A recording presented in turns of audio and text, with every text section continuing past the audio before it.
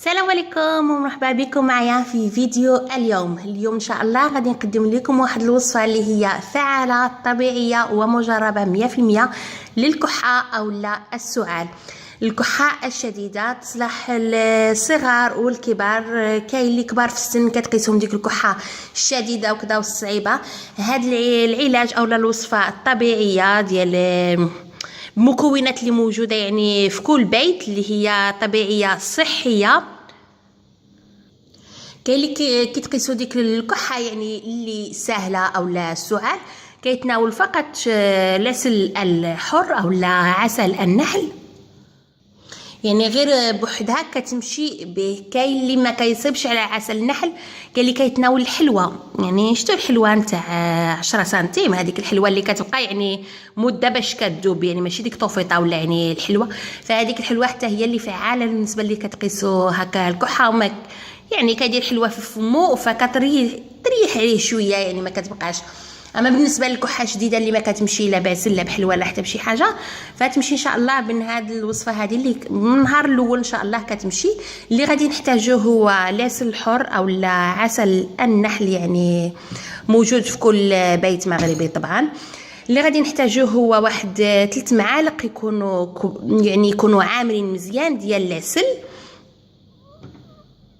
3 معالق هذه هي العسل، 3 معالق يكونوا عامرين مزيان ديال العسل، وواحد 2 معالق يكونوا عامرين مزيان ديال زيت الزيتون او لا زيت العود، وواحد المعلقه ديال الكمون. هادو هما 3 المكونات اللي غادي نحتاجوهم.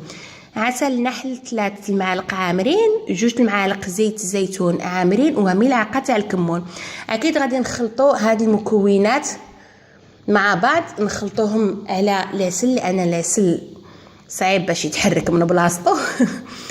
نخلطوا يعني زيت الزيتون. هاد الوصفه هذه زوينه بزاف وغادي يعني تنال الاعجاب ديالكم تاع كل واحد، يعني غادي يجربها.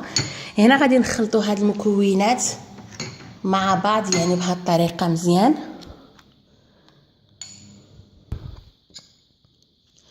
يعني نخلطوها مزيان يعني تقدروا تضاعفوا اكيد المقادير، يعني ديروا واحد الكميه اللي اكثر، يعني ديروا ضعفوا المقادير، يعني بلاصه 3 تاع عسل ديروا بالمعلقه الكبيره او لا ديروا يعني 4 ولا 6، يعني تضاعفوا المقادير باش تقدكم على النهار كامل. هنايا غادي تحصلوا على هذا الخليط هذا، فضربه هنايا الشمس يعني بحال اللون تاعو ما واضحش. هذا هو الخليط اللي غادي تحصلوا عليه. طبعا الطريقه انك يعني المريض بالكحه او السعال على النهار كامل هو يعني كتحطوا قدامه يعني هذا الطبيسي هذا، وكيبقى يتناول هكا كل مره كيدير في الفم تاعو شويه، كل مره على النهار والليله يعني كامله هو يتناول في هاد يعني شويه حتى يفوت النهار ويفوت الليل. هذه بالنسبه للكحه الشديده اللي ما كتروحش، يعني كتبقى النهار والليل وهو كيكح يعني في شديده. يعني كل مره كيدير هكا شويه في الفم نتاعو، شويه في الفم نتاعو النهار والليل، يعني حتى تكمل يعني الكميه. يعني هذا اليوم واحد، يعني الغد ليه ان شاء الله يصبح بصحه جيده وما تكونش باقيه الكحه صافي.